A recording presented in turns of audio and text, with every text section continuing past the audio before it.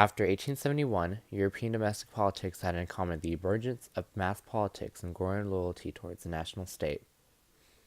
Ordinary people felt increasing loyalty towards their governments. By 1913, women could now vote in 12 of the western United States, and in 1914, universal male suffrage became a rule. Ordinary men were no longer denied the right to vote based off their wealth or education. Politicians and parties in national parliaments now represented the people more responsibly due to the spread of the right to vote. The war with Prussia undid Napoleon's efforts. France was hopelessly divided once again in 1871. Leaders of the Commune wanted to govern Paris without interference from the conservative French countryside. National Assembly ordered the French army into Paris and brutally crush the Commune. Monarchists could not agree on who should be king. By 1879, the majority of people were Republicans. Britain in the late 19th century was seen as peaceful and successful with political evolution. As they went into democracy, all males in middle and high class were able to vote in 1867. Later, in 1884, the Third Reform Bill let every male eligible to vote. The House of Commons fought for democracy, while the House of Lords fought for liberalism. The House of Lords won the fight and voted many things passed through the Commons. The Liberal Party raised taxes on the rich, which helped the government help pay for social issues.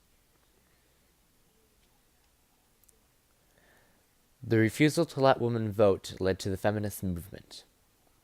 Irish famine also caused a civil war in Great Britain on the eve of World War I, but in 1913, Irish were finally able to have their own government and home rule. Ireland almost achieved self-government, but the Ulster Protestants refused to go to the Catholics in Ireland, just as they refused to join Protestant Britain.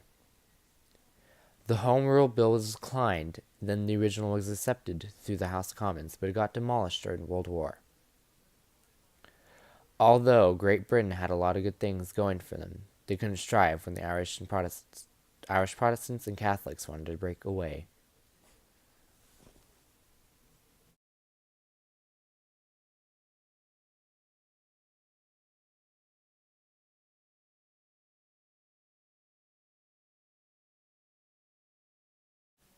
Magnar drove Hungarian patriots to declare an independent Hungarian republic in 1849, which was later destroyed by Russian and Austrian armies.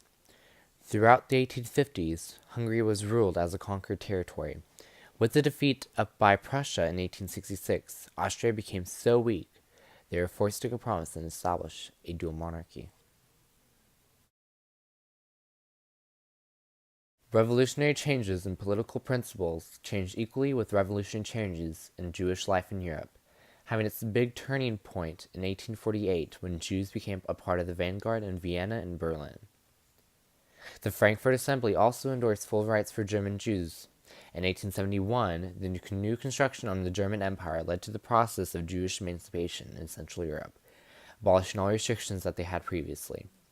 This gave Jews opportunities and more paths came in the work area, allowing them in business, arts, and other professions.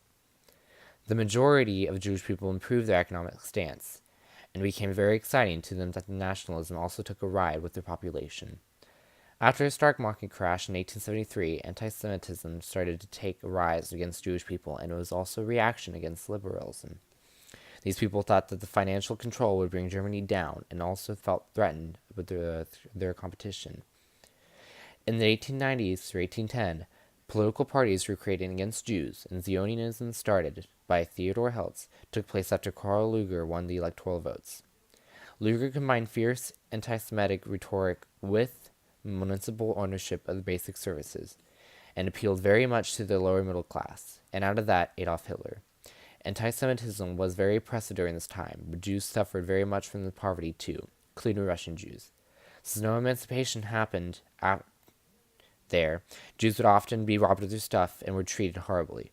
Official harassment continued in the following decades, and hope for self-emancipation never came, but many had to emigrate, leaving about 2.75 million Jews immigrating.